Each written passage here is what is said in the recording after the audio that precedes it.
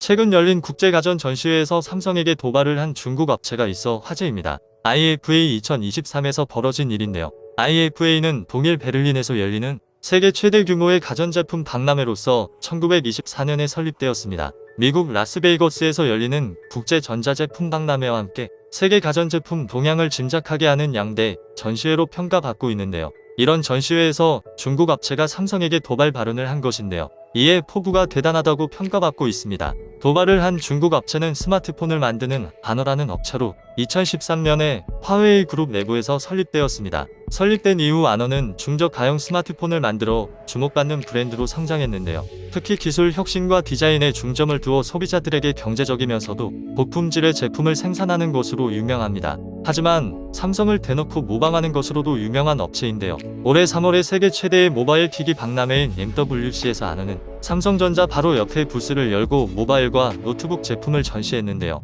이때 선보였던 모바일 디자인이 디스플레이를 가로로 접는 삼성전자 갤럭시 폴드와 거의 흡사했습니다. 지난해 1월 선보인 매직 시리즈 또한 폴드와 두고 보면 구분하기 힘들 정도입니다. 아너도 모방을 인정하는 모습이었는데요. 아너 관계자는 디자인은 같지만 차이점이 많다.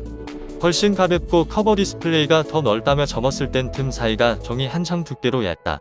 5000mAh 배터리도 듀얼로 달았다고 밝혔습니다. 또 아너 매직 V 스펙상 커버 디스플레이는 6.45인치로 삼성 갤럭시 Z 폴드4보다 크다.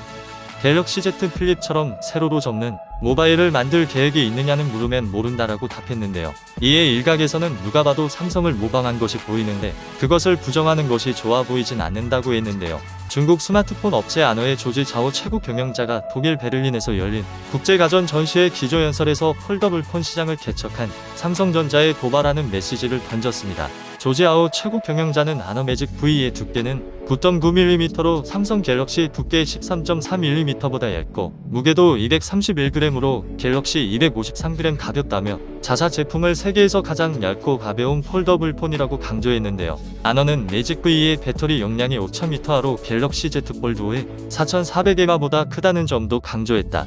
겉으로 드러난 폴더블 폰의 두께, 무게, 배터리 용량에서 삼성전자에 앞선 것인데요. 중국 화웨이에서 분사한 아너의 첫 폴더블 폰 공개일은 2022년 1월로 삼성전자보다 3년 가까이 뒤처졌습니다. 아너의 도발은 관심도가 높았는데요. 유럽 최대 가전 전시회의 첫 번째 기조연설에서 30분 이상을 할애해 새 폴더블 폰 홍보에만 집중한 결과인데요. 국내 업계에선 폴더블 폰 후발주자가 선두에게 산점포고하기 위한 무대로 관심도가 높은 이파 기조연설을 선택한 것이란 해석이 나왔는데요. 삼성전자의 폴더블 폰 시장 점유율은 70% 안팎입니다. 아너 같은 중국 기업이 폴더블 폰에 집중하는 것도 성장이 정체된 스마트폰과 달리 폴더블 폰 시장이 계속 커지고 있기 때문인데요. 시장 조사 업체 IDC 조사 결과 폴더블 폰 시장은 향후 5년간 18% 성장해 2027년에는 연간 421억 달러 규모에 이를 전망으로 밝혀졌습니다. 전 세계 경기 둔화로 올해 스마트폰 출하량이 작년보다 3% 이상 감소하는 것과 상반됩니다. 삼성전자 부스는 신형 폴더블 폰을 체험하기 위한 관람객들로 붐볐는데요.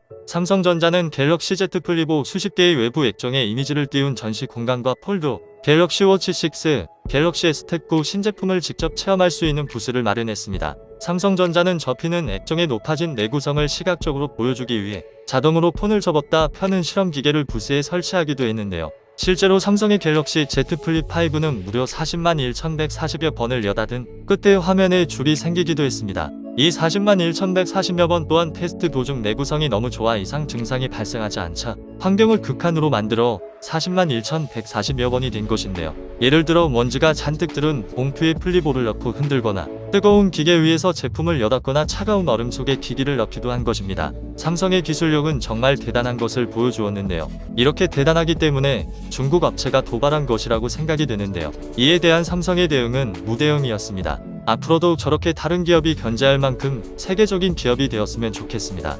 감사합니다.